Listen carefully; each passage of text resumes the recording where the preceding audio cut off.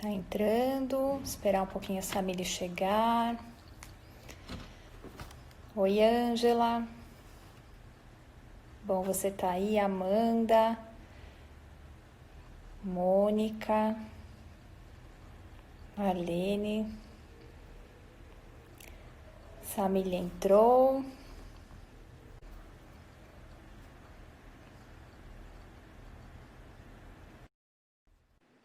Colocando a doutora Samile aqui junto.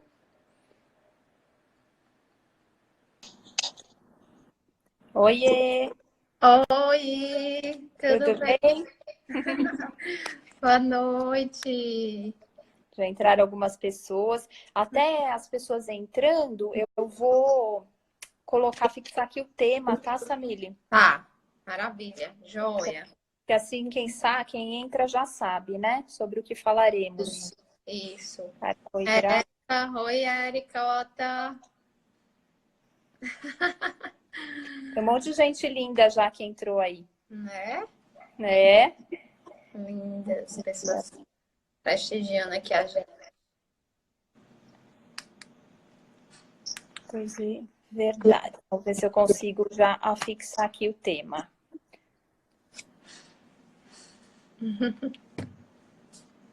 Oi, Marcileia. Dadassa, tia Dadassa. Grazi. Pronto, fixou, show. Fixou? Ah, não, cara, ficou como se fosse só um comentário, ó. É. Vou tentar mais uma vez, se não der, a gente já começa, né? Obrigada, amada. Aninha tá aí também. Pois é, a gente não tá acertando. Normalmente a gente escreve e fica segurando, mas eu às Será vezes que é antes de publicar que eu já consigo segurar aqui? Isso, antes de publicar. Mitos e verdades. Isso.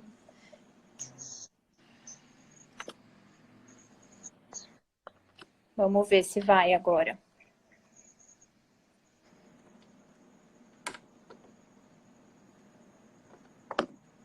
É, não tá indo, não. Não tá indo, né? Não, ele não vai como fixo, sabe? É. Mas tudo bem, né? Vamos lá. Então, gente, aproveitar, né, cara? O pessoal que tá aí para pedir para chamar os amigos. É isso mesmo. O Conversando. tema hoje é bom, né? Tivemos muitas perguntas, né, Samir, em torno desse Nossa, tema. demais, demais. Eu acho que eu vou me apresentar, então, né? Sim. Porque deve ter pessoas aí que não me conhecem, que são também seus conhecidos, pacientes, né, amigos. Então, Isso. para quem não me conhece, eu sou a Carita, sou nutricionista e terapeuta ayurvédica. Eu e a Samile, nós somos amigas e trabalhamos juntos em outros lugares também, né, Samile, com outras Isso. coisas, né? E Isso. com essa parceria também da endocrinologia e da nutrição, né? Então, acho que o principal é isso, né? Não vou Isso. ficar falando das especializações, tudo mais, que acho que não é o ponto, né, É o principal. foco, é isso Não é mesmo. o foco, isso aí. E aí, se quiser se apresentar, fica à Tá, vontade. vou me apresentar porque, né, as pessoas talvez no seu público. Então, eu sou Samile, eu sou médica, eu sou endocrinologista, né? E sou uma amante também aí do autoconhecimento, né? Que eu acho que foi aí que a gente se conheceu, né, Carita? Sim, Nessa vibe aí. é isso mesmo. Então, é, é sempre um tema bem legal, porque assim, nossa, eu acho que foi uma das lives que eu tive mais perguntas, né? Assim, carboidrato é uma coisa assim que às vezes é um pouco polêmica, né? Tem os que Muito, amam né?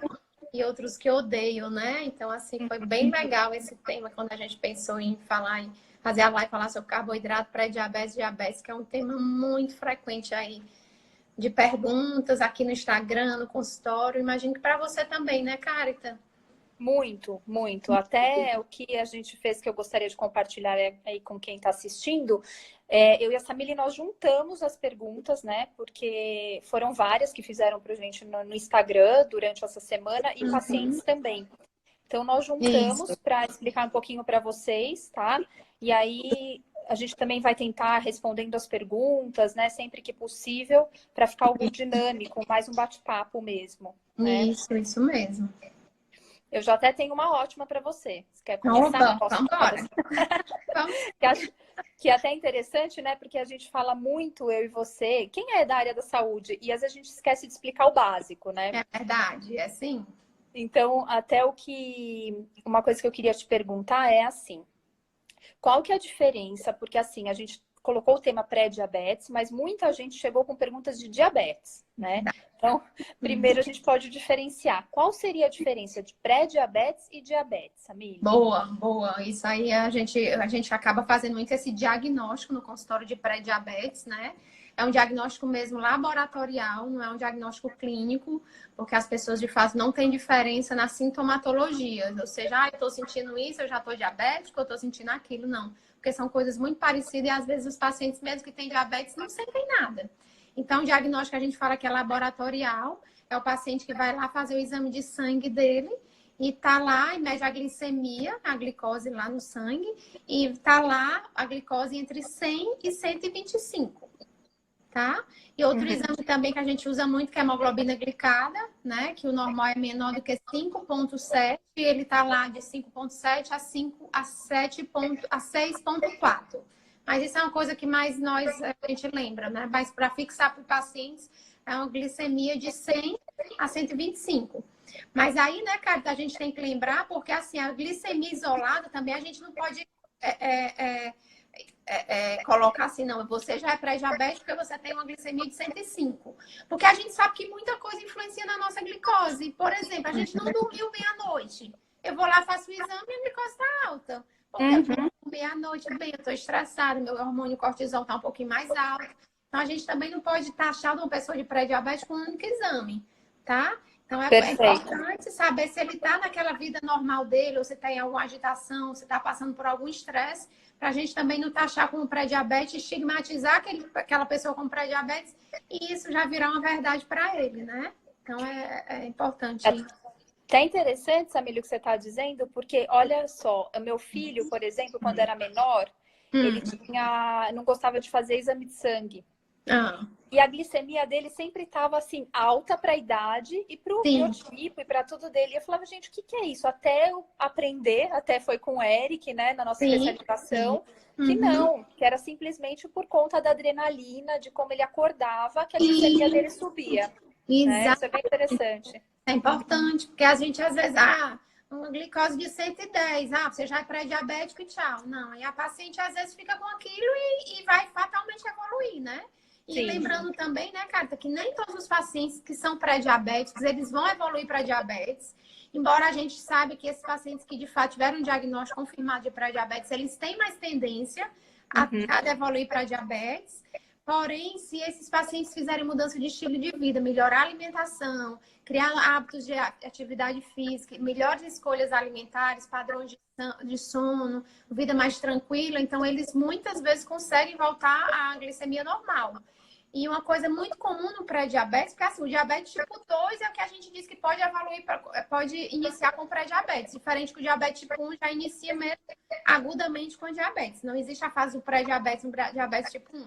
Isso acontece no diabetes tipo 2 e principalmente... Será que não é importante, desculpa te cortar, falar até a diferença de diabetes tipo 1 e 2? Perfeito. Então, maravilha. Diabetes tipo 1 é aquela diabetes autoimune, né?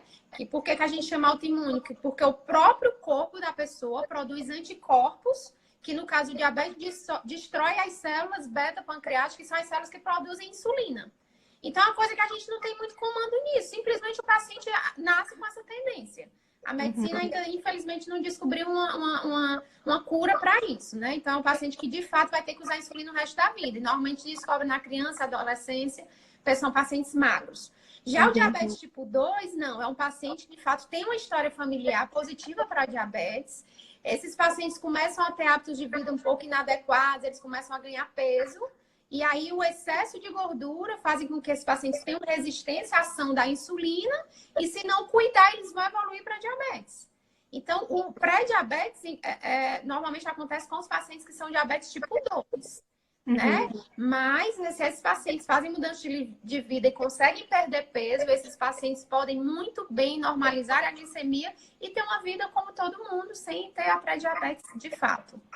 Isso é bem interessante, né? Porque dá com o hábito, com a rotina, dá para normalizar isso de glicemia. Isso, Mais, né? demais, dá para demais. O diferente do diabetes em si, né? Embora tenha alguns estudos mostrando que se os pacientes perdem 10 a 15% do peso, mesmo sendo diabetes tipo 2 já taxado, eles conseguem, eles entram em remissão da doença. A gente não fala em cura porque é tudo muito novo ainda, mas eles entram em remissão e eles conseguem parar e tomar o remédio, mas isso é exceção.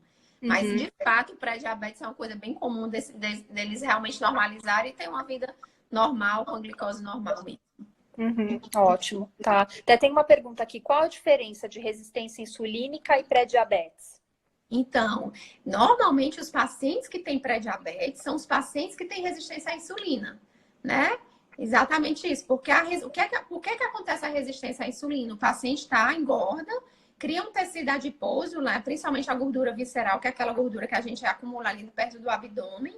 Essa gordura não deixa a insulina agir de uma forma efetiva. Ou seja, não deixa a insulina entrar na célula de uma forma efetiva. Então, o paciente tem que começar a produzir mais insulina para que ela de fato consiga chegar e botar aquela glicose para dentro da célula.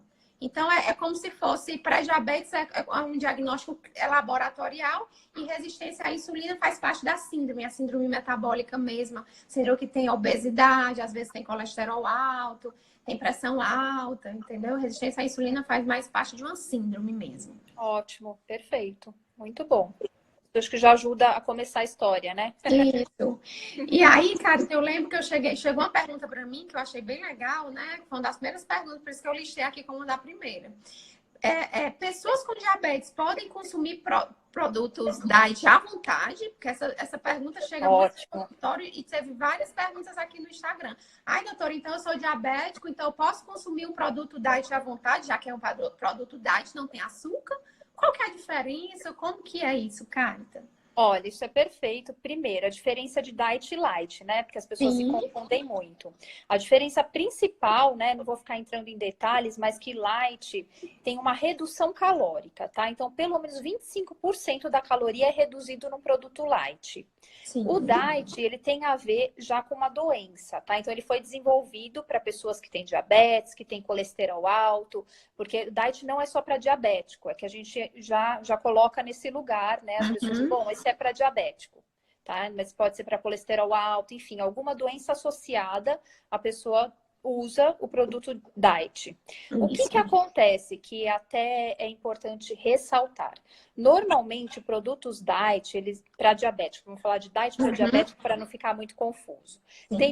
Não tem açúcar, tá? Isso. Só que nem sempre o adoçante que é utilizado é um adoçante de boa qualidade, então tem muito acesulfame-K, ciclamato, aqueles de péssima qualidade que a gente não sabe o que a longo prazo isso causa, a gente não tem ainda esse estudo, né? Assim, de falar anos usando adoçante, anos que eu falo assim, né? Aquela coisa de 80 anos, tem adoçantes que não são tão novos, assim, para a gente saber o que acontece no organismo. Então, o ponto é esse, principal. E outro que eu gosto sempre de dizer que normalmente, quando eu fiz até uma comparação, uma vez olhando, assim, o chocolate diet e o normal, a diferença, né? Tem muito mais gordura saturada, né? Então, o que é gordura saturada? Gordura saturada é uma gordura que não faz bem para o nosso organismo, que, entre aspas, tá? Numa linguagem leiga, entope as artérias, né? Que não deixa a gente... que piora o colesterol, piora a saúde cardiovascular, né? Então, nesses produtos diet, normalmente há mais gordura saturada. E por que isso, gente? Porque a retirada do açúcar não dá liga para o alimento ficar gostoso. Então, a gente tem que aumentar a gordura para que o alimento fique palatável, fique gostoso. Então, não caiam nessa, tá? Primeiro, se você não é diabético, não fique consumindo produto diet, tá? Isso não é uma boa. E se você é diabético, também, porque gordura saturada, a gente vai falar logo mais, é péssimo para quem tem diabetes. É tão ruim quanto um carboidrato simples, né? Eu diria que tá ali com açúcar. Não sei se você tem essa mesma opinião, mas da gordura saturada, né? Sim, total. Então, esse é um ponto bem importante que a gente vai abordar assim em breve. Não, é importantíssimo, porque, cara, tenho muitos, aí os pacientes às vezes levam os rótulos dos alimentos que estão consumindo. Ah, doutora, eu trouxe aqui, mas eu estou consumindo tranquilo, mas veja, ele é diet, então eu estou consumindo com muita tranquilidade e sem medo de ser feliz, porque tá vendo que é diet? Quando eu vou ver o rótulo, aí eu mostro para ele, você sabe ler rótulo? Vamos ver aqui. Olha o tanto de gordura saturada. E sódio, né, Samir? Sódio lá em cima, muito. exatamente. Então, assim, a gente precisa ter cuidado com isso. Diet, né? E às vezes, de fato, não tem açúcar, mas as outras coisas não compensam. Então, sempre falando da dieta mais equilibrada, mais naturalzinha, é muito melhor do que a gente estar comprando coisas industrializadas diet, né? Perfeito, isso mesmo. Ótimo. Outra coisa que chegou para mim esses dias, cara, é a coisa do mel, né? O mel de abelha, né? Uhum. Ai, doutora, o mel de abelha é mais tranquilo de consumir, por conta que é uma coisa mais natural. Eu posso consumir à vontade. E quem tem diabetes pode estar consumindo mel, já que não pode consumir açúcar. Qual é a sua opinião, cara, em relação a isso? Então, isso é bem importante, gente, porque assim, mel, vou falar de uma forma bem grosseira, é açúcar. Mel é glicose e frutose. O que tem de diferença? Ele tem mais água e tem alguns micronutrientes, algumas vitaminas e alguns minerais, mas ele não deixa de ser um açúcar. Então não é para ficar consumindo mel assim, sabe, à torta e direito, achando que, nossa, porque tem muita gente que fala, não, mas eu não como açúcar, eu como mel. Isso. Dá na mesma, nessa Igual. questão da glicose, da frutose, dá na mesma e não pode, tá? Além disso, que é muito importante, tem muito mel de péssima procedência, que é uma mistura de um monte de coisa e não é um mel natural aí, né, das abelhas. Mel puro, né? Que fala. Mel puro. Isso. Então tem essa também, tá? Que a gente precisa olhar a procedência do mel para saber que produto que tá ingerindo, tá? Isso. Mas resumindo, mel é açúcar. É um açúcar um pouquinho melhor por conta dos nutrientes que tem em volta. Isso. E ele também, né, cara, que tem um índice glicêmico um pouco menor do que o açúcar, né? Pouco. Eu acho que por conta dessa diluição. Isso. Se a gente for escolher, lógico, talvez, vou consumir. Eu quero saber qual menos ruim, né? Eu acho que é mais isso. Vou pro mel. Mesmo. Mas sabendo que ele é açúcar também, né? Sabendo que açúcar também, perfeito. Não achar que pode consumir à vontade, não. Uma coisa também, cara, que os pacientes têm muita dúvida, que eu escuto, que eu vejo muito, doutora, eu tô com pré-diabetes, eu tô com diabetes, mas eu já tirei o açúcar branco, agora eu tô usando o açúcar mascavo. Então, eu tô fazendo uma boa coisa, então isso eu recebo todo dia essas perguntas. O que é que você acha? Que é um açúcar de melhor qualidade, com certeza. Mas para essa questão de glicemia e tudo mais, é açúcar, gente. Não tem grandes diferenças. Tem um índice glicêmico um pouquinho menor por conta de ser um pouquinho menos refinado, sim. Mas não é digno de nota. Não se deve assim usar substituindo o açúcar refinado também, da mesma forma, né? Aí podem perguntar, e o que usar então? Eu gosto de stevia. Tá? Eu gosto de stevia e gosto do xilitol. O xilitol eu também acho que não sei quanto que já foi aprofundado assim nos estudos. Então eu sempre falo, eu gosto, mas por exemplo, os gestantes que eu atendo é stevia. Eu não dou nem muitas opções. A stevia, eu também prefiro o stevia. O xilitol também é uma coisa mais recente, não é, né? O stevia já tá aí há mais tempo. Mas é uma opção também, né, Carica? Não deixa de ser uma opção legal. Melhor do que o açúcar mascavo, do que o mel. O xilitol entraria aí também. E aí a Grazi está perguntando aqui, ó, mais uma perguntinha. E qual é o melhor entre o mel ou o açúcar mascavo? Qual você escolheria se tivesse que escolher um dos dois? Ó, o mel tem um pouquinho mais de vitaminas e minerais que o mascavo. A única coisa é que o mel não pode aquecer, viu, gente? Ele vira aquela cola, aquilo lá é tóxico, não pode aquecer mel. Então, você vai tomar, assim, um café, sei lá, café com leite, aí põe o açúcar mascavo, não põe mel no quente, não, tá? Eu não sei se isso a maior parte das pessoas sabe, eu não sei, mas é importante diferenciar que pode ser aquecido. Boa lembrança, viu? É verdade, a gente acaba não esquecendo de falar isso, mas é verdade. Isso mesmo. E Samile, e bebida alcoólica, né?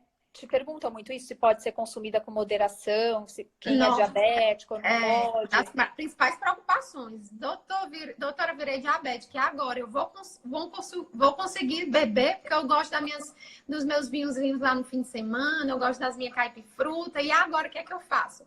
Então, gente, a recomendação da Sociedade Americana de Diabetes é que você pode sim consumir, mas muito moderadamente. O recomendado é um drink para a mulher e 2 drinks para o homem. O que é que a gente considera um drink? Por exemplo, uma latinha de cerveja de 360 ml, seria um drink, ou uma taça de vinho de 150 ml, o que equivaleria mais ou menos a 45 ml de algum destilado. Então, seria mais ou menos isso equivalente a um drink. Então, assim, se você conseguir ficar só nisso, ok, isso não vai lhe trazer problema. Isso para o diabético. Isso para o diabético, exatamente. Que não é tão diferente da população normal. A recomendação é muito parecida para a população geral também, por conta do tóxico do álcool, cara. Isso. Sim, ótimo.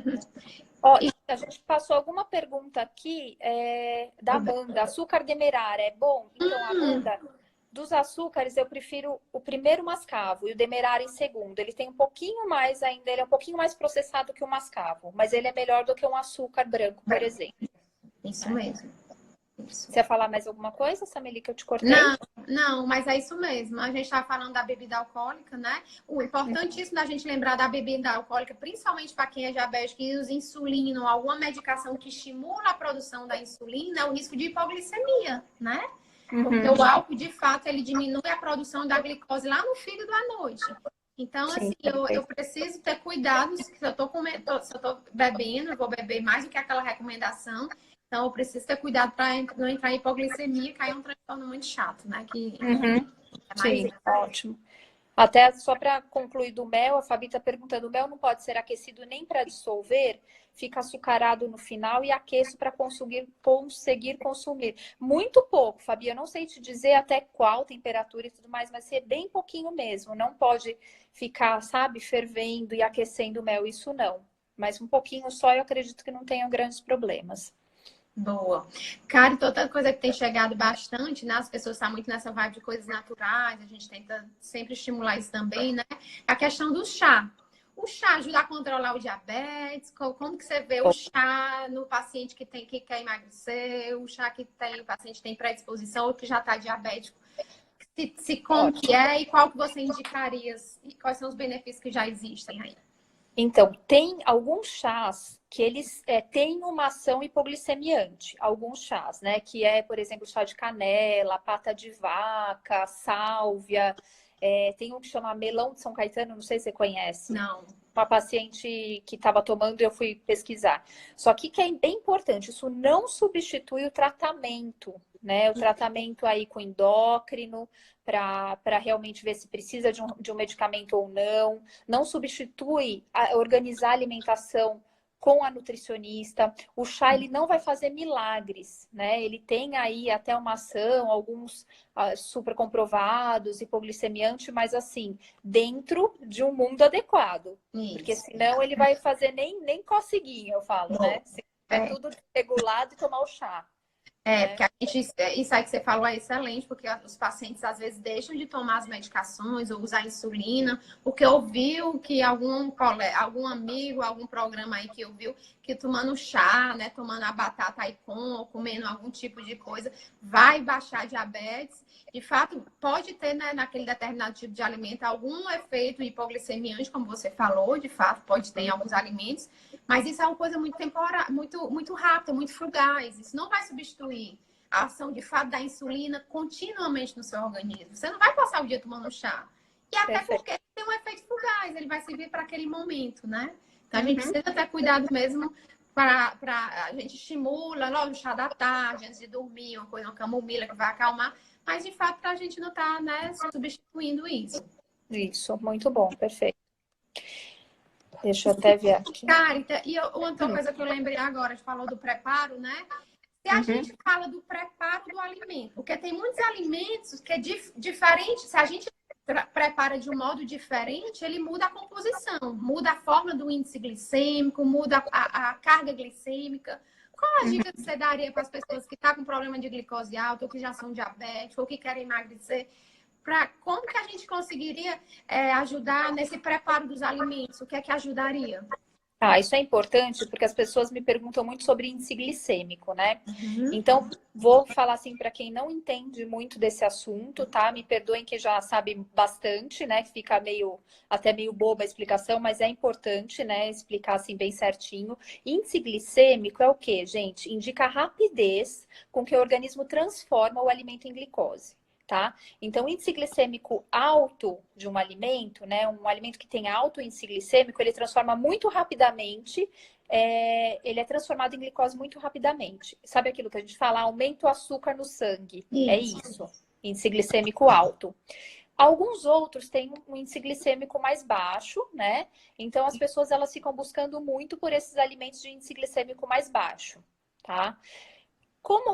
Aí, explicando um pouquinho, como que a gente pode fazer, né? Vamos supor que você quer comer lá uma banana que tá super madura, qual que é o índice glicêmico dela, né? E você tá preocupado porque você tem aí um pré-diabetes, uma diabetes. Você pode misturar, né? Consumir a banana, por exemplo, com semente de linhaça, com aveia. Isso já faz com que o índice glicêmico da refeição, ele diminua. Não é que da banana diminuiu, não é isso. Mas da refeição como um todo, ele fica mais adequado quando você mistura uma fonte de carboidrato, que é a banana, com uma fonte de gordura, que é a linhaça, por exemplo, né? Então, essa mistura é importante. Cozinhar os alimentos. Quando cozinha muito, aumenta o índice glicêmico. Isso é importante.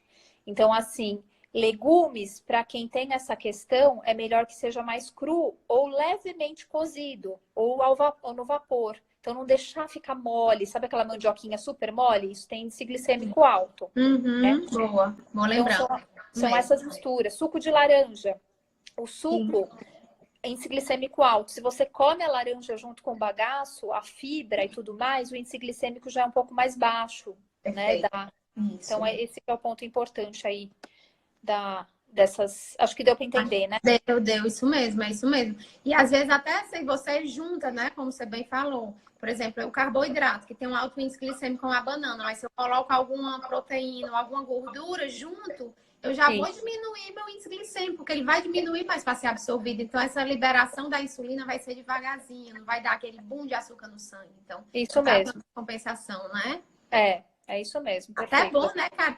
O abacate. A gente diz, o abacate é um alimento que tem muita gordura, né? Mas a gente lembra que o abacate é um alimento de fato que tem gordura, mas é uma gordura boa. E que ajuda a diminuir o índice glicêmico. Ele mesmo tem um baixo índice glicêmico e ajuda a diminuir o índice glicêmico se você associa com algum outro tipo de fruta. Ou até na parte da alimentação, né? É isso mesmo, perfeito. Isso mesmo. Carita, e os doces? São proibidos? Eu sou diabético, não posso comer doce? Como você enxerga isso? Dá até medo de falar, né? Mas o doce, ele pode ser consumido, sim, em moderação. É a mesma coisa, né? Precisa olhar a refeição como um todo, como estão distribuídas as refeições ao longo do dia. E pode entrar um doce com moderação, né? Então, aí precisa justamente da ajuda também de um nutricionista. Tem que conversar aí com o seu endócrino para ver qual é o seu caso. E ajustar isso com um docinho de vez em quando, não tem esses grandes problemas, assim, que as pessoas acham que nunca mais, né? Vai poder chegar perto do doce. Não é bem assim. Eu concordo com você também, viu? Eu falo muito isso lá no consultório, gente. Não tem nada proibido para sempre. Tudo é como você coloca e como que é esse equilíbrio ao longo do seu dia. Se você tá fazendo uma refeiçãozinha equilibrada ao longo do dia, não custa nada você comer um doce. Eu vou para um aniversário, não vou poder comer um docinho. A gente também tem que ter bom senso, né? Porque, assim, as pessoas continuam tendo vida e às vezes são pessoas que gostam muito. Lógico, tudo é o equilíbrio, né? Isso, então, isso mesmo. Também tem essa visão sua. Eu vou até fazer um gancho já, porque muitas pessoas têm me perguntado isso. Isso me dá muita tristeza. Até fiz um post sobre isso, né? Então eu não posso comer fruta, né? E pessoas que não são diabéticas. Né? Cismaram que não pode comer fruta por conta da frutose. Gente, fruta pode, diabético pode comer fruta, isso não existe. Diabético pode comer até 4 porções por dia. E quem não é diabético, imagina que se não pode comer fruta. Eu não consigo nem entender essa pergunta, me dá até uma batedeira, sabe? A história da frutose, né, Carta? Que aí ficou como a frutose, açúcar, e a fruta tem frutose, então não vou mais comer fruta. É aquela coisa de olhar a coisa muito assim, não abrir a visão e saber o que é que tem por trás disso, né? Isso. Tem uma questão aí que tá virando um terrorismo, né? Quando chegou isso na fruta, eu falei, gente, eu não acredito. E até para vocês entenderem, isso veio por quê? Porque frutose Tem alguns alimentos hoje que têm excesso de frutose, mas são os alimentos industrializados, né? Alguns alimentos industrializados que tem lá os xaropes, glucose de milho, isso, daquilo. Mas não a fruta, gente, tá? Por favor, assim, se a live para mim funcionaria já se as pessoas saíssem com isso. Ai, que bom, posso comer fruta. Sabe? E é qualquer, é manga, qualquer fruta. É isso aí.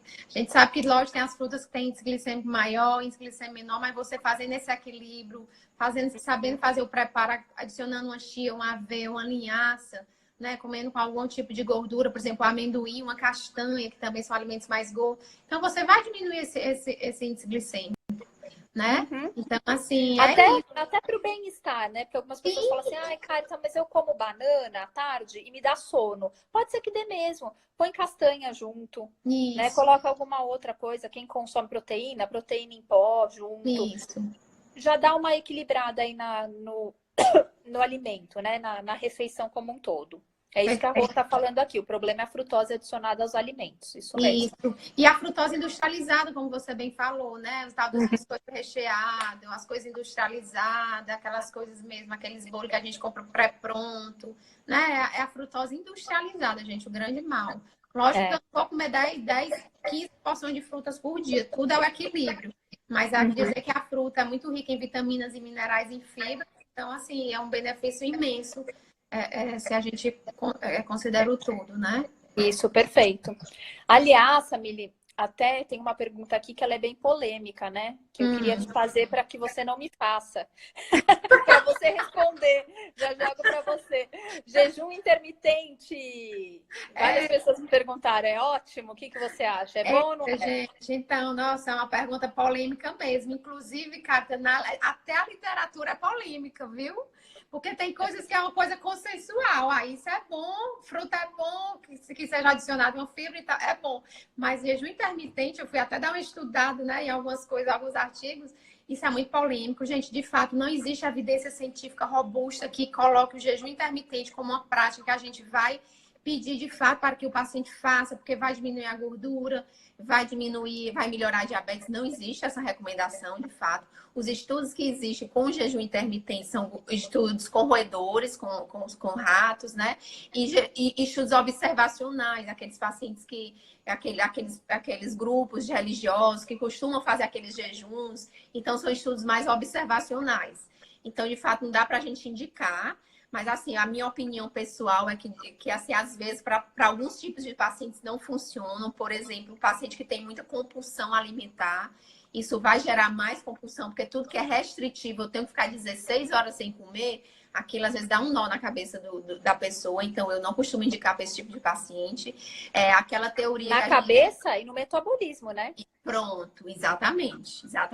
E assim, cara, a gente lembra que lá no nosso intestino é produzido alguns hormônios que induzem a saciedade, LP1, GIP. Se eu costumo fazer refeições a cada 3, 4 horas, eu estou estimulando que aquele tipo de alimento seja, que aquele tipo de hormônio seja estimulado, me dando mais saciedade, controlando melhor minha glicose, não elevando tanto minha insulina, tá? Que é o hormônio anabólico, né? Que vai me dar mais fome. Então, assim, eu pessoalmente prefiro, lógico que tem pacientes que se dão muito bem com o jejum intermitente, eu vejo isso, né? Mas a gente só tem que saber o que é bom para você, né? Eu não costumo indicar, eu costumo fazer mais mudanças de estilo de vida, vamos adequar aquilo que você gosta, o que você já faz. Mas se você está fazendo e está dando bem, está se dando bem, ótimo. A gente precisa só ter cuidado, gente, porque de fato aqueles pacientes que começam a perder peso, se de fato aquele peso é gordura, não está perdendo músculo. Bom, essa é uma boa. Né? Porque eu vejo muitos pacientes, doutora, mas eu estou fazendo, eu já perdi aqui 4 quilos. Quando a gente vai fazer o exame de composição corporal, perdeu praticamente músculo, a gordura está lá intacta. Então, na bioimpedância que a gente vê, né? Isso, exatamente. Porque assim, não é a balança só vai me dizer se eu estou mais leve ou sou mais pesada, gente. A gente tem que ir muito além, a gente precisa ver composição corporal, se de fato aquele peso perdido foi de gordura. Né? E eu vejo muito isso em alguns pacientes que fazem jejum, de fato perdem, às vezes perdem muito músculo, até mais do que a gordura.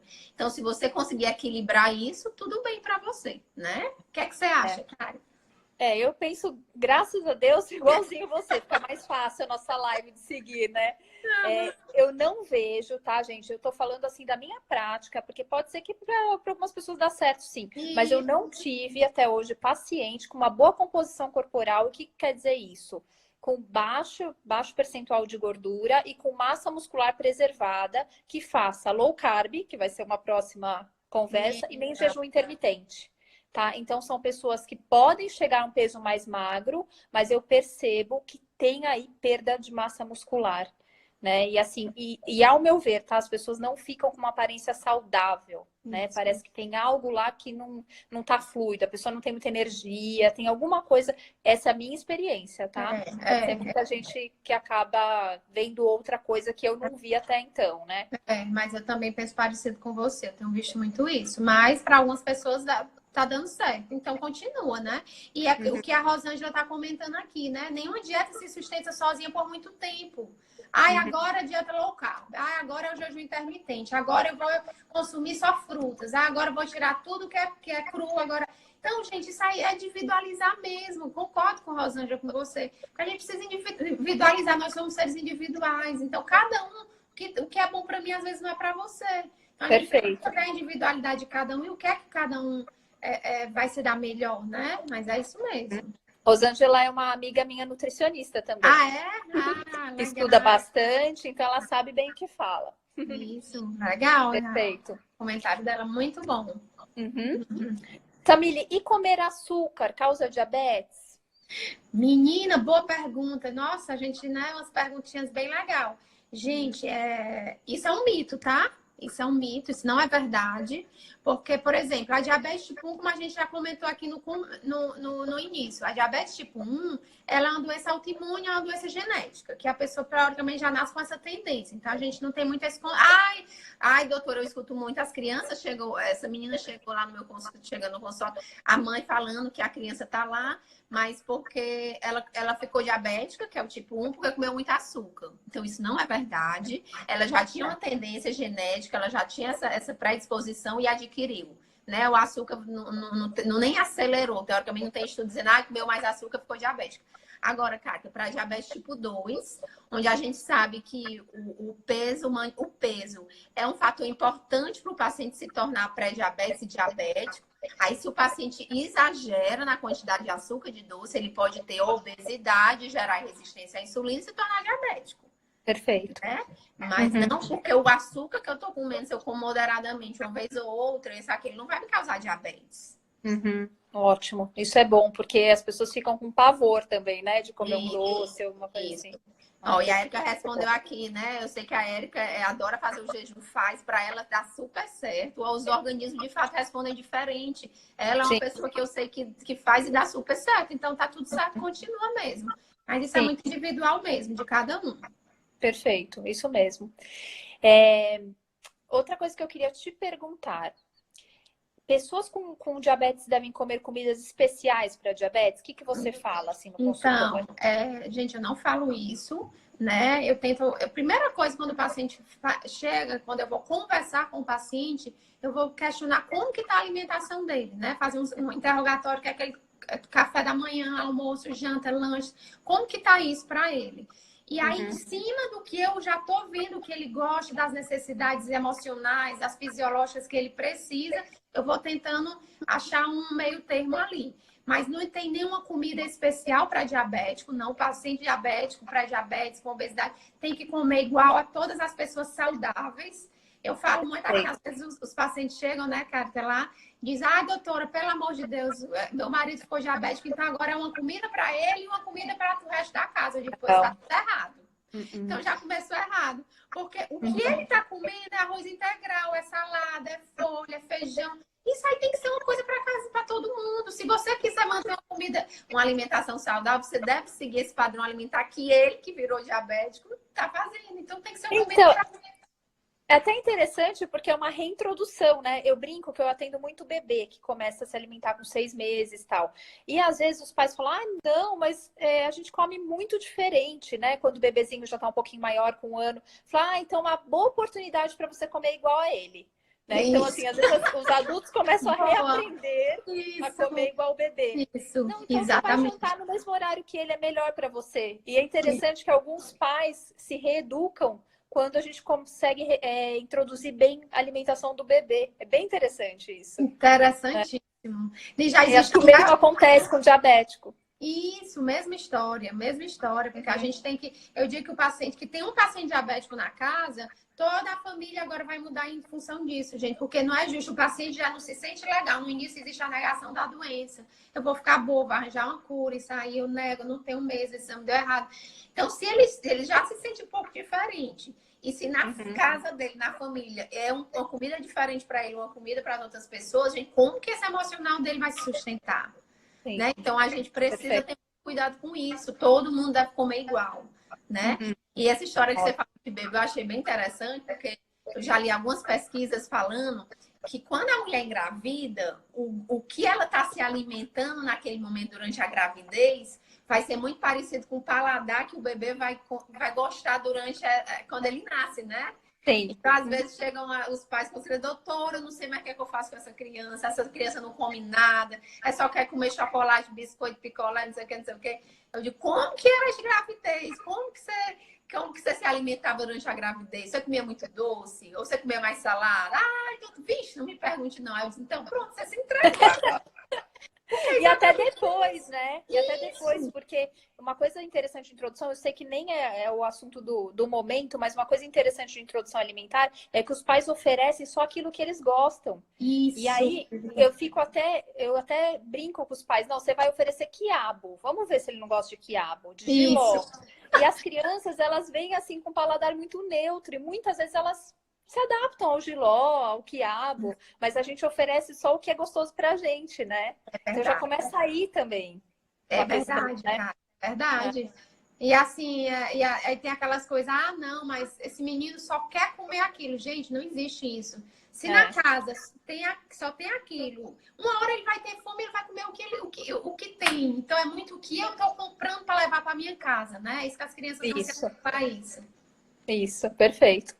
Até uma outra pergunta ainda de diabetes. Quem tem diabetes, né, ou pré-diabetes, tem mais propensão a ter gripe ou outras doenças? Boa, isso me perguntam muito também, né? Até chegou também para mim essa pergunta.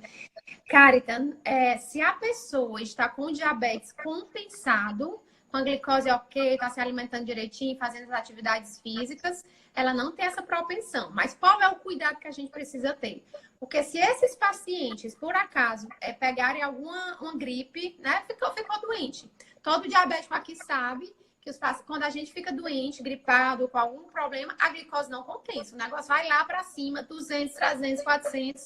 E não tem nada, não tem insulina que faça melhorar, até a infecção ser debelada. Entendeu? Então, assim, a gente precisa, de fato, ter cuidado com os pacientes diabéticos. E aí eu venho alertar aqui, pessoal. O paciente diabético, ele precisa se vacinar a gripe todo ano, né? Influenza, H1N1, tá? Exatamente para evitar que eles peguem essa gripe, que a diabetes compense. E aquela vacina também de pneumonia, né? Que é a cada 5 anos já no adulto. Então, não é que o paciente, de fato, precisa ter mais risco de infecção. Não. Se ele pegar a infecção, ele corre o risco de descompensar a doença e aí tudo fica mais complicado.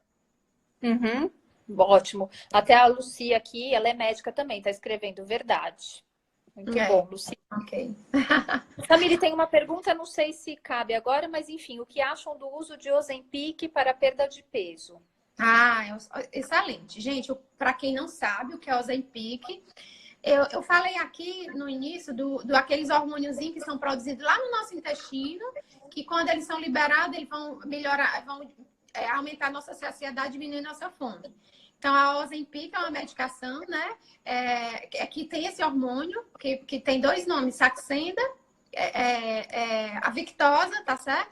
Então, quando esse alimento chega lá, ele consegue diminuir a absorção do alimento e libera mais essa substância. Então, ele dá mais saciedade. entendeu? Então é ótimo, eu sempre costumo fazer isso no meu dia a dia. Só que depende do caso, né, Samile? Não é todo mundo que Isso. precisa, né? Não é mesmo, não é todo mundo que precisa. Tem pacientes que não precisam, a gente fazendo ajuste de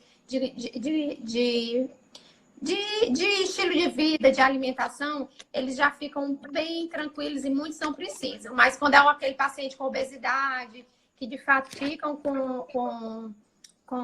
que precisam perder peso, então a gente precisa, às vezes, precisam entrar. E a gente, às vezes, inicia o tratamento para obesidade, a autoestima deles, cara, tá, aumenta. E aí eles conseguem mesmo, com o tempo, perdem peso, isso aí vai melhorando ao longo do tempo e a gente consegue tirar. Ótimo, tá, perfeito. Então é isso, é isso. A Ozempic é uma medicação que tem esse hormônio lá, que é o GLP-1, né, que é a semaglutida, e ela estimula essa perda de peso, tá? Então é feito inicialmente para quem era diabético, os pacientes que foi visto que era diabético começavam a perder muito peso, e aí a gente acaba associando hoje para os pacientes também que têm diabetes associado à obesidade. Ainda não existe ainda a de bula, que é indicado só para obesidade, mas a gente acaba fazendo quando é um paciente que já tem alguma tendência para fazer diabetes. Mas isso ainda é off-label também. Tá, ótimo, tá bom. Deixa eu ver aqui. Tem alguma aí para mim ou para você? Eu tava vendo aqui. Ah, chegou um aqui, ó. Você falar também sobre o hipotiroidismo. Oi, acho que é para a próxima, né? Vamos combinar isso para a próxima, viu, Adriana? Hoje a gente vai se concentrar mais em carboidrato, pré-diabetes, diabetes, tá certo? Mas qual que é a sua dúvida sobre hipotiroidismo? Dependendo, a gente acaba falando alguma coisa aqui também. Tá tranquilo, né, cara? Teu tempo? A gente ainda tem ainda uns minutinhos. Tem 14 minutos. Acho que a gente pode até ir falando e depois a gente volta nas perguntas, né? Isso, pode ser. Tá. É o que a Gabriela até comentou, né, Gabriela? Que é uma querida endócrina também. Os pais têm que dar exemplo, é isso mesmo, gente. Não adianta eu dizer que o filho tem que fazer isso, aquilo outro, e eu tô lá comendo aquela coisa altamente desconcordante com o que eu tô falando, né? A gente precisa ser exemplo para ele. É o que eu faço, não é o que eu digo. Sim. Samile, sabe uma pergunta que me fizeram, não sei se para você também é comum, se comer carboidrato à noite engorda mais do que carboidrato de dia, né? Boa. Então, essa é uma pergunta que me fazem bastante. E não, viu, gente? É a mesma coisa, desde que você tenha uma dieta adequada durante o dia e tudo mais, né? Então, assim, por exemplo, o meu prato de carboidrato é o mesmo do almoço no jantar. Não modifica nada e eu não ganho peso por conta disso, tá? O que não pode, de uma maneira geral, é comer muito proteína, gordura e carboidrato à noite, porque aí você já vai dormir e, lógico, que você vai gastar menos, né? Logo depois. Então, esse é o ponto, mas não é só o carboidrato, é em geral. É isso mesmo, concordo com você, também falo, né? É o que vale, né, cara? É o consumo nas 24 horas e o equilíbrio, o tipo de carboidrato que eu vou consumir. É um carboidrato simples? É um carboidrato realmente complexo? Qual tipo de carboidrato? Se for um carboidrato, uma fruta que tem bastante fibra, ok, eu consumir à noite também. Lógico que eu não vou comer um pastel, uma pizza e um refrigerante, né? Porque a gente não aconselha para ninguém. Mas se for um carboidrato complexo, né, que tem vitaminas, seus minerais e as fibras, tá tudo certo também. Se for equilibrado ao longo do dia, não é porque é à noite que vai ter problema maior, não, de jeito nenhum. Sim, eu até vou emendar, Samile, que uma paciente minha, não sei se ela tá aí, né? Uma paciente não, uma seguidora do Instagram. Ela pediu para eu falar um pouquinho, porque ela adora pão, por exemplo, e ela tem triglicérides alto, né? Então ela até falou assim: nossa, eu tenho que cortar pão? E, gente, para quem não sabe, assim, triglicérides é nosso estoque de carboidrato, tá? Para simplificar. Então, a gente tem lá uma faixa, né? Que a gente deve estar naquela faixa. Eu considero 60 a 100. O que você considera, Samile? Isso mesmo. De 60... O triglicéride, a faixa normal é até 150, faixa de laboratório, né? Sim. Né? Mas, assim, lógico, quando o paciente está chegando já ali pertinho, a gente já liga, opa, cuidado, porque ele está muito associado ao consumo de carboidratos mesmo, das massas, né? Sim. Então, é isso. A gente olha lá o triglicérides, o estoque de 60 a 100. Se você conseguir ter isso comendo aí a quantidade de carboidrato que você está comendo durante o dia, perfeito. Independente se é pão, se é macarrão, para isso, gente, tanto faz, tá? Lógico que é melhor o pão integral, é melhor o macarrão integral por conta das fibras, dos nutrientes. Mas assim, para excesso ou não de carboidrato, essa soma aí do que você come durante o dia que conta, tá? Isso entra o pão, né? Isso entra o pão também. Isso. E por que é individual, né? Isso é bem importante dizer. Eu, por exemplo, eu não metabolizo bem carboidrato. É fácil o meu triglicérides subir. O seu é o contrário, não é, Samir? Ao contrário, Para mim é facinho subir meu triglicérides. Eu adoro pão, adoro carboidrato. Então eu fico de olho lá, porque se deixar eu não tenho vontade de comer proteína, não. Tenho vontade de comer carboidrato. Então por isso que é importante esse olhar individualizado, né? Um profissional que saiba ler seu exame de sangue e adeque sua dieta com o seu exame. Isso aí é perfeito nessa individualidade, né? Isso aí que você falou até sem, é mais para as pessoas saudáveis, né? As pessoas que de fato estão querendo, né? Não tem nenhum problema. Porque o paciente diabético, cara, não é fácil um triglicerídeo de 100. Quando eu vejo em 150, eu digo, ótimo, tá ótimo, ficou tudo certo. Porque às vezes o próprio descontrole do diabetes pode levar a aumento de triglicérides. Então, às vezes, nem tá uma coisa puxando a outra, né? Sim. Mas é importante mesmo isso. Cara, tu tem algumas perguntas aqui, ó. A Érica tá aqui perguntando a opção por um alimento low carb, mesmo para quem não tem tolerância. Tá. Intolerância ao quê? Pois é, porque você saber como não queremos furar a dieta funciona. Quando não queremos furar a dieta. Intolerância a quê? A glúten, talvez é glúten, né? Porque ela tá falando, não sei, né? Low carb, não sei. Faz melhor sua pergunta que a gente ficou sem entender. Tá? Até estão falando aí de pão, né, a Rita, OK? Pão com fermentação natural é menos pior? Eu adoro pão com fermentação natural, Rita, porque eu sinto que ele entra até como um probiótico, ele ajuda seu intestino, por isso eu adoro esses pães, tá? Eu consumo bastante, tá? Mas eu também não gosto de endemonizar o pão que a gente compra na padaria, porque não é assim, sabe? Dá para comer de vez em quando também. Só não ficar comendo pão francês todo dia, mas de vez em quando tá tudo certo. Porém, o de fermentação natural são pães muito bons, tá? Tem esse efeito probiótico aí que ajuda o intestino, inclusive. Ó, a Marcia tá aqui falando, a Marcia, uma querida. Oi, Marcinha. Obrigada pela pergunta. Perguntando assim, se uma dieta low carb pode deixar a pessoa com imunidade mais baixa. Opa, chegou onde a gente queria, viu? Também é um assunto polêmico, tá, gente? Então, assim, jejum intermitente e dieta low carb é super polêmico. Eu e a Samile, a gente tem a mesma linha, porque a gente estudou da mesma forma o metabolismo e tudo mais, então a gente está dando as nossas considerações aqui, né, Samile? Compartilhando. Isso Quer falar ou eu falo? Quem pode começa? falar. Já começou, né? Eu fui no jejum, agora você vai pro low carb, viu? Boa. Então, low carb é o seguinte, né? Eu, particularmente, não gosto dos resultados que eu vejo no consultório. Primeiro, low carb é o quê? Você vai priorizar a proteína e vai diminuir o carboidrato. Proteína, normalmente, né? Quem é onívoro faz muito low carb, né? Então, o que é onívoro? Que já me deram bronca que eu não explico o que é onívoro. Foi meu pai. Meu pai falou, você tem que explicar o que é onívoro. Então, se ele estiver aí ouvindo. Então, onívoros são pessoas que comem de tudo. Come carne, frango, peixe, vegetais, frutas, tudo.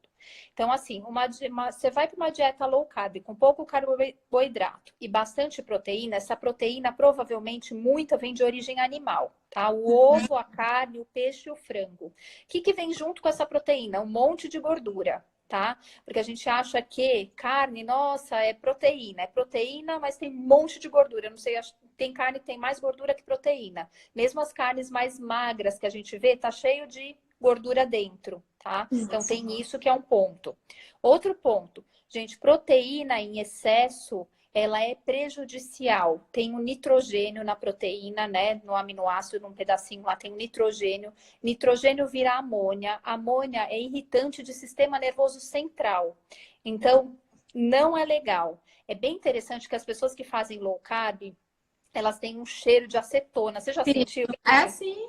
Pela falta de carboidrato. Eles não têm a energia essencial, que é o carboidrato, né? Para eu Sim. consumir energia de uma forma mais rápida, eu vou ter que ter carboidrato no meu fígado, no meu músculo. Como eu não tenho, eu vou consumir as minhas outras reservas, que muitas são gorduras. Então, eu vou consumir minha gordura, então eu faço a cetogênese, né? Então, por isso que fica aquele efeito Perfeito. de cetose, aquele hálito cetônico na boca, né? Uhum, isso mesmo, perfeito. Então, o que acontece é isso, tá? Eu não vejo também a longo prazo que as pessoas que fazem low carb, que elas têm aí massa muscular preservada, é a mesma questão do jejum intermitente, tá? São pessoas que emagrecem, sim, mas não emagrecem a custas do músculo, vai emagrecendo e perdendo massa muscular, tá? Isso. Até Não acho porque, que as né, pessoas... cara? Pode Desculpa, falar. interromper. Até porque o músculo, para crescer, ele tem que ter duas coisas. Primeiro, carboidrato, segundo, proteína. As pessoas só lembram da Perfeito, proteína. Se não tiver perfeito. carboidrato, gente, o músculo não cresce, Uhum, né? isso mesmo. Até a Rita também tá lembrando, excesso de proteína sobrecarrega o rim, sim, Isso, tá? com certeza. Aumenta ácido úrico, ureia, sobrecarrega rim, é isso mesmo. Também não é legal. Isso que a Samile falou é perfeito, né? Uhum. Porque assim, gente, o principal energia para o músculo é carboidrato. Não adianta você ficar treinando em jejum. Precisa de Isso, carboidrato para treinar.